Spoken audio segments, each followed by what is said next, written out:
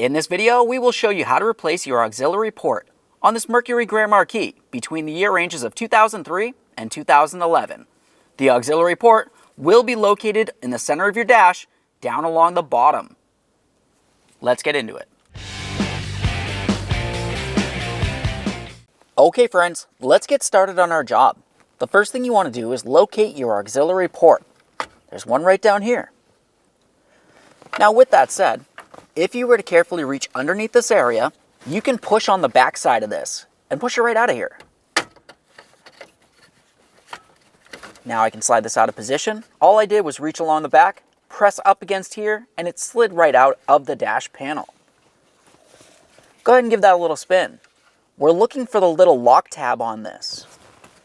Now for the lock tab, all you need to do is press down in this area and then slide this apart. To keep my hands out of the way so you can see, I'll just press on this tab with a small screwdriver.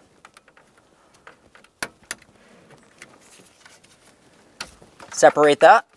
Give it a quick check for corrosion. Assuming it looks good, set that wiring aside. There it is, friends. Okay, friends, let's get ready for our installation. Start by plugging in your auxiliary port.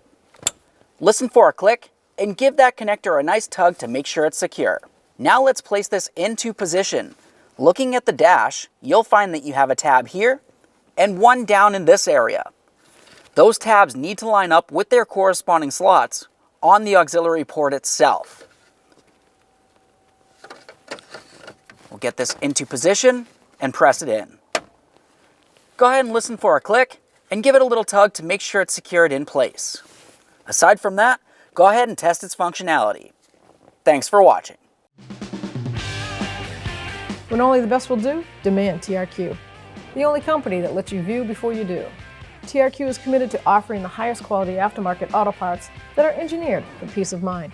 Thanks for using and viewing with TRQ.